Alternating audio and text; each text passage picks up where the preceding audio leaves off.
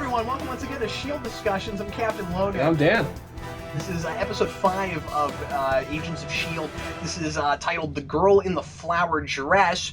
And let's jump right into our general overview, Dan. I want to start out by saying that I was really, really happy with this one, mostly because I felt like everybody got a lot more dimension this episode, with maybe the exception of the European Wonder Twins, but even they didn't have any really irritating moments this time. Agreed. This was much more of a character episode, especially for Skye, rather than an episode focused on ideas, which a lot of the previous ones had been focused much more on saying something about the current atmosphere of what's going on in the world, rather than making these people not likable characters, because I liked them before, but more three-dimensional, I suppose. Yeah, and here I just suddenly found myself caring about everybody a lot more. Oh yeah. I thought that the reveal at the end of why Skye is there was fantastic. I agree. I thought all that stuff was great. So happy with that. I really like, I guess I'm starting at the end, I really like the notion that that this is about her trying to find what happened to her parents, and that it's Shield, and that Shield has directly prevented her from being able to do that. That gives her a wonderful personal reason for having a vendetta against this particular organization. Yeah, and I guess we'll talk about this more in either the comic book references or the predictions and hopes section, but that reveal specifically speaks more reasons as to why I think she might be Spider-Woman. You know what's really interesting about that too? Again, we should talk about this later, but what's really interesting about that is that it means that she and Peter Parker and the Amazing Spider-Man have the exact same motivation. That's very true. I didn't even think about that, but yeah, you're right.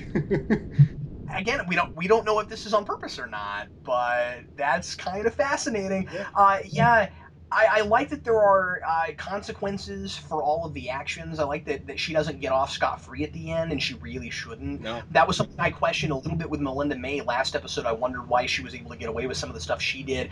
Here they're doing that more right, and like the bracelet thing was kind of interesting. I find myself wondering what exactly those do. Yeah. What's going to be weird with Skye having to wear one of those bracelets is you get a mention from Coulson to Miles, to the guy that she was working with, who deceived everyone, that he's going to have to stay away from electrical equipment for a while, and that's all Skye does. Like, that's why she's there with them on that team. So I wonder if that bracelet's going to do that to her, and if she's just going to be useless for a while. Yeah, it'll probably be either that, or it'll be like Shield dictates when she can and cannot access electronic equipment. Like when she's off in her room by herself, she won't be able to use any of it. But like when she's called upon by Coulson or whoever to do something, then they'll let her. Which is an interesting thing for her, since she's all about freedom of information, freedom in general, not being controlled by any sort of authority. That was her sort of mantra since the show began. That's an interesting place to put her. Well, it is a good place to put her because she's been somewhat proven. I don't want to say she's been proven wrong about those ideals, but she to a less and to a much farther degree, her boyfriend Miles have both been proved somewhat hypocritical about that. Yeah, definitely. They're all about, we're not supposed to hide information, but that's exactly what she's been doing, and so she's put in a precarious spot.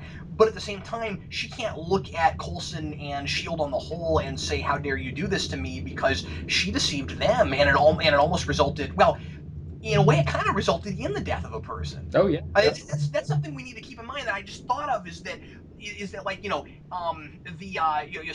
Scorch guy, he kind of did it to himself, but she is somewhat to blame for the fact that he ever got to that point.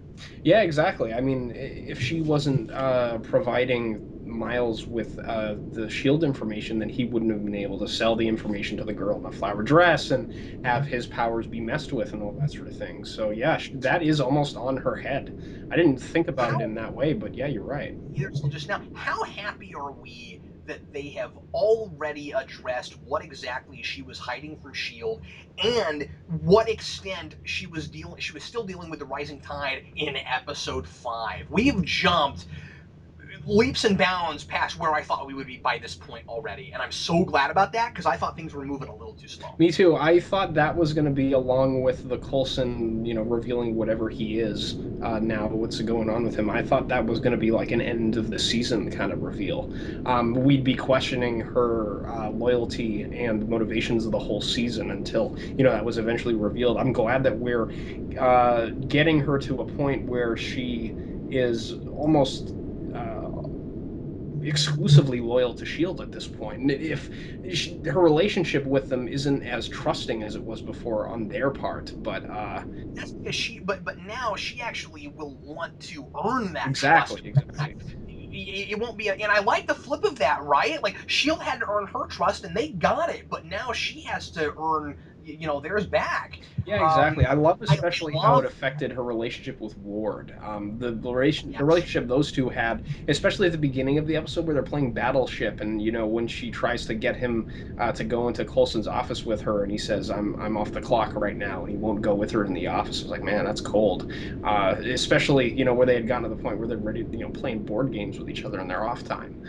yeah. They seem like they had good chemistry, at least as friends at this point, if not little hints of a romantic tension. Also, think about the imagery and the foreshadowing of the game of Battleship, because you've got these two people that have not trusted each other up to this point, but are beginning to. But she's still holding information, and they, it's Battleship. You're shooting in the dark, and She says you're that in the episode, as a matter of fact, as a shot in the yeah, dark.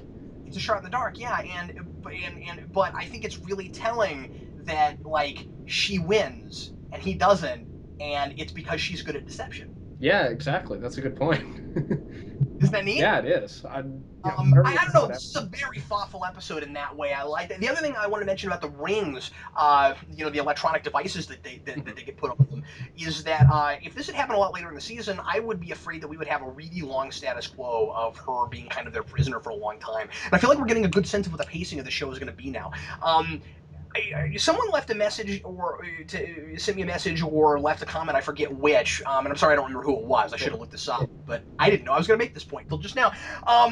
Somebody said, keep in mind that sometimes Whedon shows will take 5 or 6 episodes to do a pilot, where you'll have a pilot, but you'll be doing somewhat of like a origin, at least for the building of these character relationships, of the interpersonal Oh relationships yeah. for several episodes, and then you'll have the defining episode.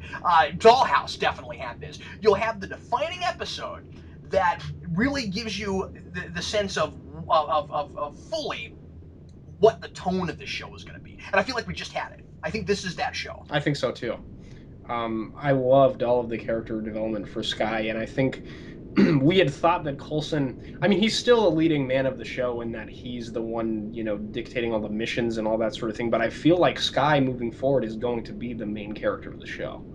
Well, I feel like she's building a superhero origin. I think she's going to be a superhero. I don't know that she's going to become an agent of Shield. I think she ends up becoming a I think superhero. so too. That speaks to our point again about her possibly being Spider-Woman, and there's more evidence in this episode. I think if we're not reading into things too deeply as we have been maybe for the past few episodes, but I mean, Well, it's and even if we're not, even if we are, I still feel like what they're building with her backstory feels really yeah, superhero. I agree.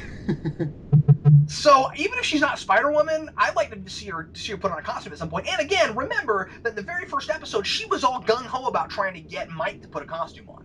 That's very true, and she's a big fan of superheroes in the She cafe. likes that idea. That if she found out she had superpowers, in a heartbeat, she'd put on a mask and a cape. I mean, that's yeah. That's a very good So point.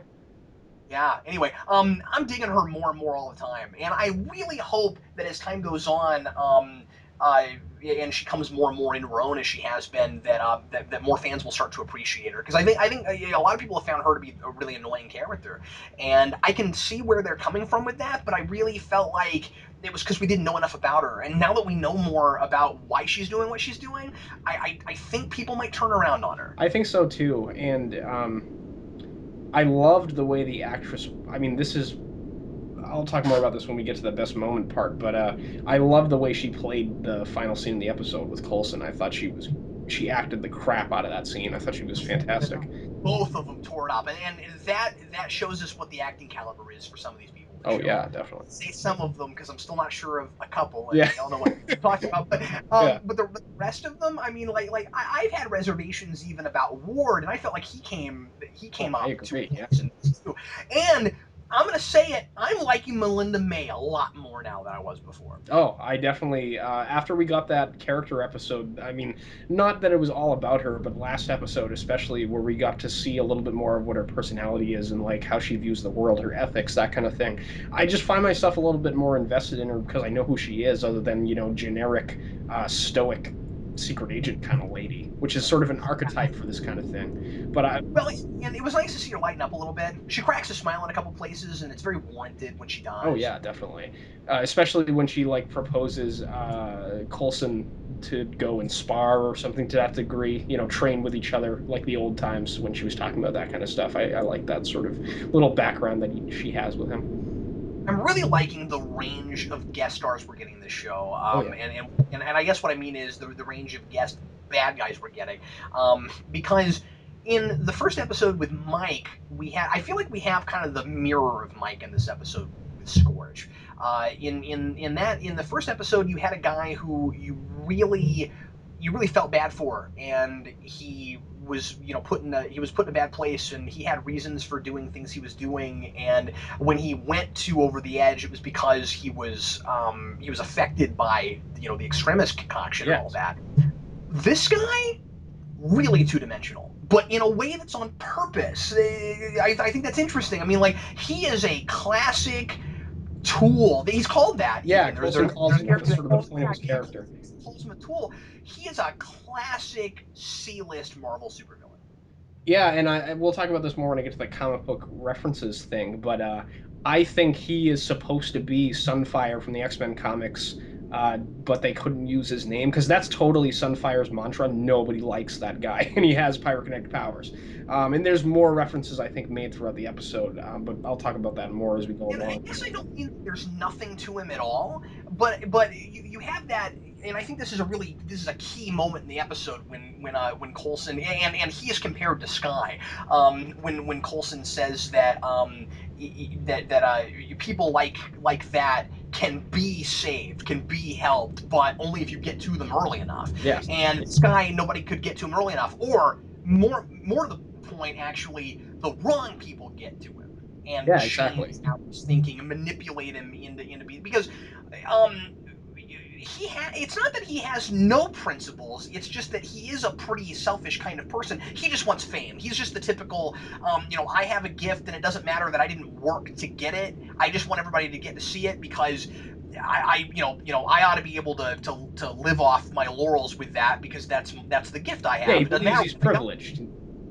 Yeah, he's privileged. Well, you compare him to Skye, and she has a gift too. She's brilliant at hacking and stuff, and she seems to be a natural at it. I don't get a sense from that character that she worked at getting to that. That she's just good at it. Yeah. And so the right people getting to a gifted person like that without that falling into the wrong hands, or without that person becoming like morally compromised.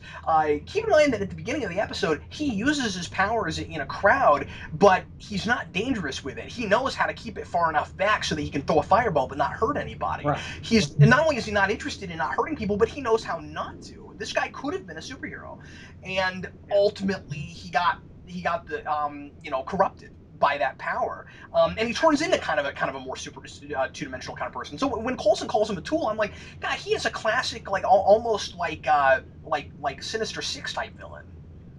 Yeah, I mean, the Sinister Six villains have more dimension than him, I think. But I think ultimately they do. But a lot of them, when they start, you get somebody like Rhino, who there's not a lot to him at the beginning. He's built up more. right, That sort of thing. Shocker, there's never much to that yeah, guy. Electro, there's never much to that guy. You see what I'm saying? I thought of him as one of those where he has the supervillain origin where something happens to him, he gets a power, and then he's not allowed to do what he wants with it, and so he lashes out. right, It's that yeah, kind of thing. yeah, Uh, definitely. this was the most comic book this show has gotten so far. Yeah, and I really liked that about it. I like that we're getting more with the shadowy organization or organizations. I'm not sure if they're inherently related yet. The Rising Tide and this Centipede organization that's building technology to make people into super soldiers. We'll I'd have to like to see, talk but about Centipede for a minute, if we could, sure. because I had a question. I was confused about something, and I didn't. Initially, I wrote this down as a complaint, but I'm not sure if I missed something. Um, was there any talk before about Centipede having anything to do with actual centipedes? I don't think so. I think it's just because in the first episode, when he has it on his wrist, it looks like a centipede. Okay, then if we're right about that, then and I guess I would have called this my worst moment because otherwise I didn't have one. I really liked almost everything about this episode, but that line where they're like, they've been researching centipedes. Like, oh man, it must be that organization. They've been researching centipedes. What? I don't understand that. How did that is a really goofy giveaway, isn't it? Yeah, sort of. Yeah. Did that not? Did you not wonder about that? I thought that was weird. No, not particularly, but I mean, That seems a really silly way to give away who the what the organization was. I well, didn't they get don't know that. what the organization is yet. Well, they keep calling it Centipede. Yeah, but they don't know like what it's actually called, who's controlling it, like who the No, they member. no they don't. But it was a weird leap where they're like, oh man, that piece of technology we saw in the first shape in the first episode was in the shape of a centipede, and these people are researching actual centipedes. It must be the same people. That's stupid. Well, I mean, hopefully it's not just a goofy thing, and they reveal that maybe centipedes have something to do with it in the future. I don't know, but Maybe so, but Shield doesn't know enough to know that. Shield sees animal centipedes researched by these people and immediately makes that leap. yeah, I suppose so. See what I'm Yeah, saying? I just but think it's funny. yeah. Um, so should we go on to the best moment, worst moment kind of thing, or? Yeah, unless you've got anything else to bring I don't up. think so. I mean, I'm with you. There was very little about this episode that I really had too much of a problem with. I kind of had trouble coming up with a worst moment, but I didn't have one. I think my best moment is, as I had talked about briefly before, the Skye and Coulson conversation at the end of the episode, where it really defines the relationship that Coulson has with her, I think, where he's like, look, I've been, putting my faith in you, giving you the benefit of the doubt this whole time, being the eternal optimist that I've been, since that whole Avengers incident. And I feel betrayed. I feel like you have been deceiving me, which she has this whole time. And I don't know, I felt like the acting from both of them, as we had mentioned, was superb. And it really puts, Coulson out as a character in that he's an optimist and he's going to give people the benefit of the doubt, but when push comes to shove, this guy doesn't allow you to push him around. Like he's strong-willed, he's a backbone, and I like that a lot about this scene, revealing not just about him, but also the things that reveal about Skye as a character. Very interesting stuff. Our best moments are tied. That was mine also, and I really like how much range we've got with Coulson now. Yeah. He has been such the optimist, the idealist that I think it's important to see that he's got this kind of emotional range and that it is possible to get to him. Because when they finally revealed to us what exactly happened to him, they need to not cop out and make him somehow a non-person, and he is clearly a person, whatever he is. Be it anything we've talked about, a clone, a robot, somehow still Coulson in the first place, somehow, whatever it is. When we get there, if we're going to spend this much time with this guy, we need to be invested in him, care about him, and he's the same person now that he will be after he finds that out. That's going to be very important. So to see that kind of range, and to see him not be just the programmed optimistic robot, I think was really important for the sake of where they're going with all of this. Right, exactly. I agree. I mean, I'm not too well versed, to be honest, in like the extent of the emotional range of life model decoys in the comics, but I think the idea is that they're so realistic that it's very hard to tell the difference between them, and I wouldn't be surprised if they go that sort of way, especially with where they're headed in the Age of Ultron movie. I saw a interview with Kevin Feige where he said the guy that cast James Spader, he's not just gonna voice the character; it's gonna be him as Ultron. Like the actor is gonna play him. Right. So it'll be interesting. I think that sort of AI technology is going to exist in this universe. We can make it look and feel like a real person. So yeah, that'll be very interesting to see where they go with that. Well, and it would be a cool science fiction thing to do to maybe even question whether or not he's still a person. Oh yeah, Um, definitely. and I mean that's a major Star Trek thing. I just I think it would be okay to revisit that kind of idea in this context. Okay, so did neither of us have really a worst moment? I kind of gave you mine. I don't have anything else. My worst moment, because I was sort of forced to come up with one, I guess, was like when Scorch was like using his powers at the end of the episode. I thought it was all cool special effects wise, but like, why did he keep filleting himself? That would have put me in so much pain that I wouldn't have even been able to move, let alone like use fire powers on people. I mean, getting like third degree burns when you're walking around like that is extremely painful. I got the sense that maybe the idea was that he was just trying to leave, but he didn't seem in a hurry. Yeah, exactly.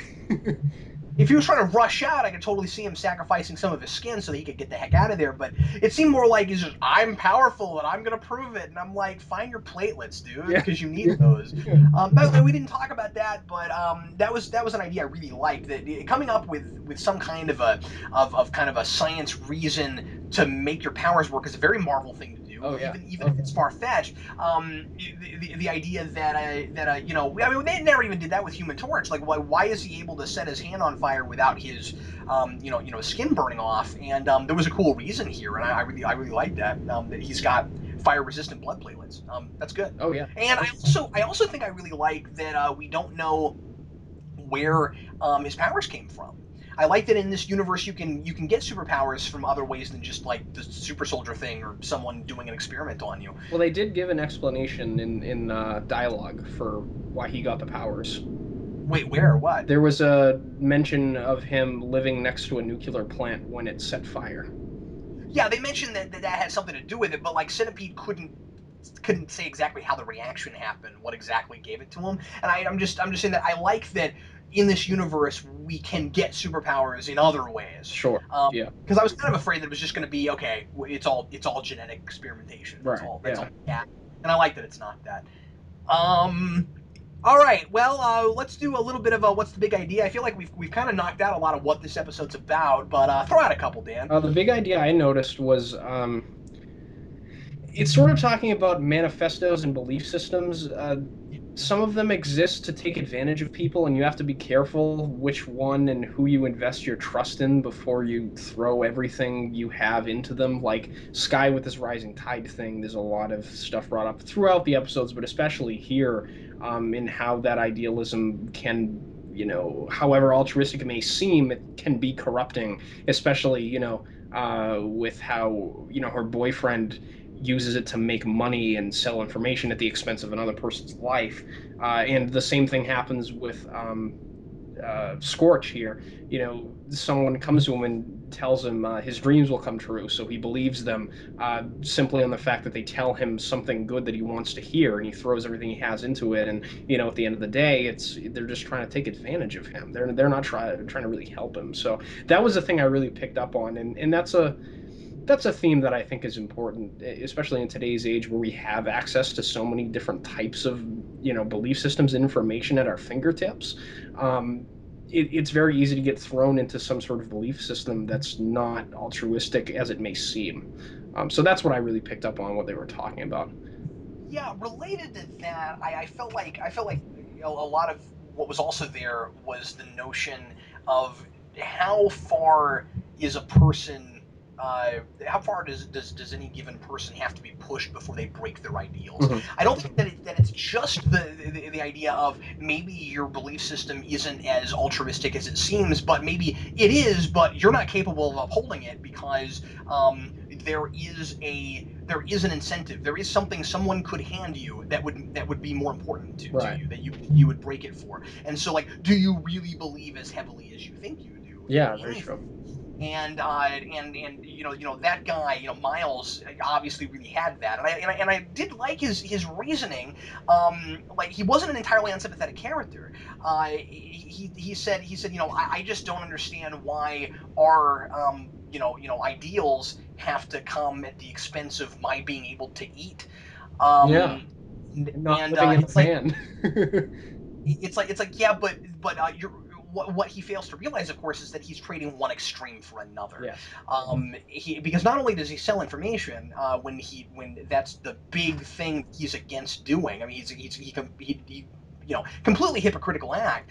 He could have made money some other way, and it wouldn't have had to go against his belief system. But it was $1 million, so he traded one belief system for another, and I mean, no, I'm sorry, one extreme for another. And so I think that some of, if there's a message there, it's, convictions are important. People have to have reasons for being and reasons for doing things, Right. but you can't be so extreme that you're incapable of taking things on a case by case basis. And I think that's kind of what we have there with that guy, and with Skye to a degree, and she's learning how to be more level headed and how to be more centered as a person, and she's going to have to go through this period of making up for the fact that she used to be too extreme in order to grow and become a real person. So, Oh yeah, definitely. so yeah, that's the big stuff. Let's go ahead and move on. I totally forgot to write down the guest stars. Did you get any of them? I didn't write down the guest stars' names. No. I didn't either. I should have done that. I totally forgot to. And we've got several here.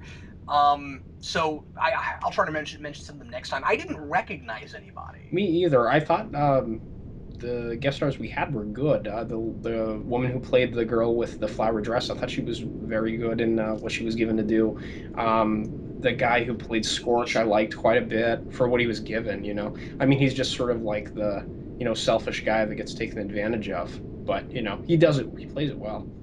Well, I wanted to go back to the girl with the flower dress because I mean, there's a reason that this is called that. I feel like she's going to be our big bad for a I while. think so too. Yeah. So we're going to see a lot more of her. And yeah, I was sad that Agent Kwan got killed off because I liked that guy. Yeah, I thought he was fun too. I really like that we're getting Shield agents, by the way, from other countries. Like we go to other countries a lot, but now we actually are seeing Shield agents from other places. Yeah, That's that cool. is very cool. Especially since Shield is supposed to be a international organization. I like that we're getting people of other ethnicities other than, Melinda May was Asian, but she's very clearly not. She's Asian American. Yeah, Yeah. exactly. And we have the two British, Wonder Twins, but everyone's either like American or Caucasian on the Shield plane. So it's cool to get some of the people of different races in there. Yeah, and then I thought the guy that played Miles was quite good, and I don't think this is the last we'll see of him. I don't think so either. It would be cool to have him be like Skye's hacking nemesis or something in the future. Oh yeah, he could totally come back and be kind of, or on the flip side, if you change his ways, Yeah, you that's know, true. But either way. yeah, a disgruntled lover, that's a good motivation for a supervillain, huh? I think that could work really well. I mean, I'm trying to think there's probably a lot of them that I'm just not thinking of on top of my head where that's their thing. Did you have a favorite line? My favorite line, I think, which spoke to what I was thinking when I was thinking of the big idea, was when the girl with the flower dress was talking about Scorch, and the doctor was asking, "How did you get him to come in?" and all that sort of stuff. He's like, he has dreams. I told him they'd come true, and that's completely speaking to the fact that she just uses this sort of idealism to manipulate him and. To her own ends rather than using him for something that would help him. So that was probably my favorite line of the episode. There wasn't a ton of lines that were like really profound or anything. This one, I mean, I think all the character stuff within the scenes worked well, but that was the Yeah, one that I this think wasn't a big one. thematically spoke to what I was thinking about in the episode the most. It wasn't a big one for comedic one-liners, although the one I wrote down I think is maybe a little bit profound, and it also came from Scorch. But Sure. it's beginning when he's doing his magic trick, and he says, "To know a man's soul, break the outer shell and pierce inside." Um, when he does the egg trick, Yeah, you're right. That is he's one that I like too. he is foreshadowing his own demise, because we're about to know his soul, and it's not as clean as he thinks it is. He would have had a lot of work to do to clean it up, and he wasn't with the right people. So I think that's really cool that he says that, and then his shell is broken, actually, literally, when he burns his own skin off. All Um, right. I didn't so even think I about that. think But yeah, you're totally right. I think that line permeates through the entire episode. It opens with it, and I think that it establishes the ideas of the entire episode. Oh yeah, definitely. Alrighty then. Let's go ahead and go on to comic book references. I didn't see a lot. They brought up Captain America again. That's about it that I saw. Like you said, Scorch is obviously, somebody they can't use. Yeah, I mean, Coulson says that he was living near a decommissioned nuclear plant, and in the comic books, Sunfire was born to a mother who suffered from radiation poisoning from the atomic bomb exposure at Hiroshima. So it's the same sort of technology, supposedly causing his powers. Doesn't sound coincidental to me. I think you're right. Yeah, and he's got the same exact characterization where he's a staunch individualist. He's all kind of selfishly motivated. Nobody really likes him, and that's the mantra of Sunfire from the comics. So I was just a little bit disappointed that we couldn't have used that character, but at the same time, they killed him off at the end. So, I mean, if we're gonna get a character like that and they have to kill the character off at the end of the episode, I guess not. Don't make him Sunfire because that's a character that I do like to some degree in the comic books. But I like him a lot more in current canon than I ever did yeah, before. exactly. Now, I don't remember this, and I should because I've been reading about him. But he's wearing a mask all the time. Is Sunfire Asian? He's Japanese, just like the character in the show. Then that's not a coincidence. They clearly cast Sunfire. Okay, well that's pretty cool. Yeah, it is. Let's go on to predictions. Okay, so the big one, the big thing I want to talk about is the Stinger. Um, there is there is a big mention of the clairvoyant, which immediately means that that whole notion that dude on that blog had that we talked about from last week is total bunk, because they're not saying there are no characters with mind powers in the Marvel universe. They just told us there is one. So that's interesting. But anyway, so there is some character that is reading the future and telling Centipede things.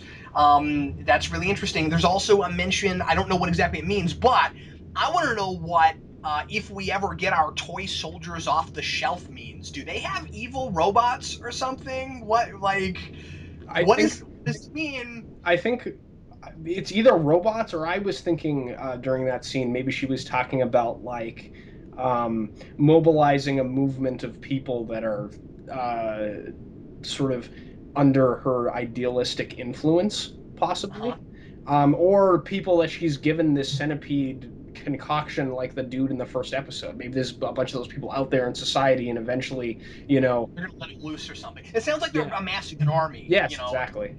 Well, they said the word soldiers, so clearly Right. they're amassing an army. Did you not get the sense that those two were talking in code the entire time? I thought so too. Yeah. I don't know what anything they say means exactly, but we can glean things from it. When he says, "I like your dress," you can read it as maybe he's romantically interested in her, but I don't think that's it. I think that means something. I think they're speaking in code, because when she says, I knew you would," they're talking about something. Yeah, I was very interested in who that guy in the cell was, because I don't think we've seen him before, have we? No, not that I Yeah, know I didn't of. think so either. And it's interesting that he's in jail as well. So, yeah, That was all really fascinating. I love stuff like that. And that's a very Whedon thing to do. And when he does things like that, he doesn't take very long to pay it off, because that's all so cryptic. He's not going to make you wonder about it too long, because I wouldn't think he and his writers, because otherwise, we'll forget all about those words, in several episodes. So I really 2-3 episodes from now, I think we're going to know what some of that means. I hope so. I hope. Did you have some predictions? The only real predictions that I saw here was more evidence of Skye possibly being Spider-Woman. Yep. The stuff at the end of the episode where she talks about her parents and how Shield is sort of obscuring from her where they come from, and how she was left at an orphanage as a baby.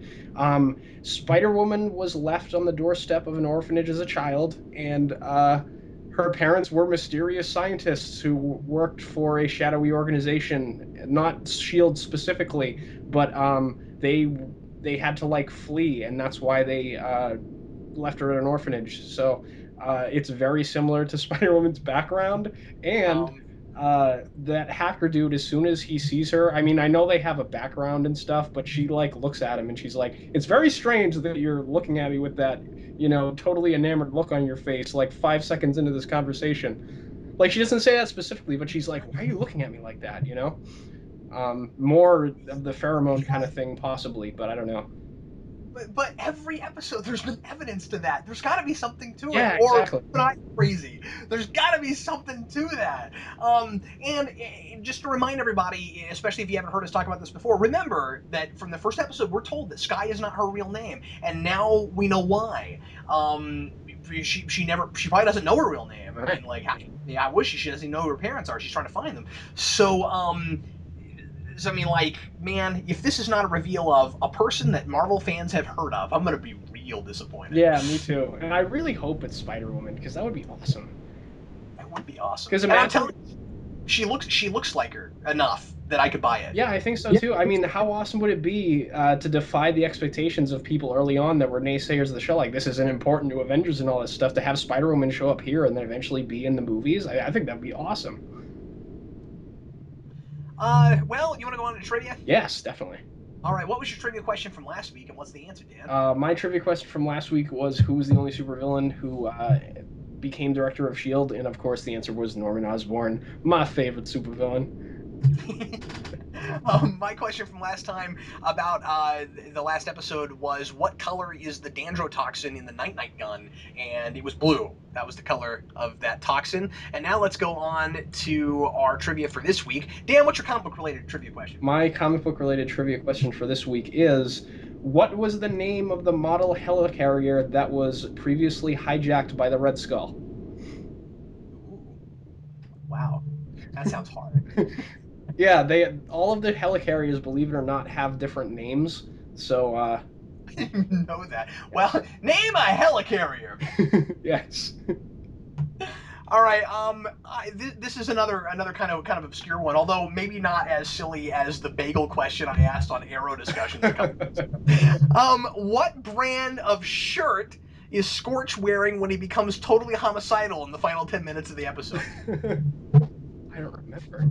We see a logo. His shirt has a logo. Oh. What brand is it? Popular brand of clothing.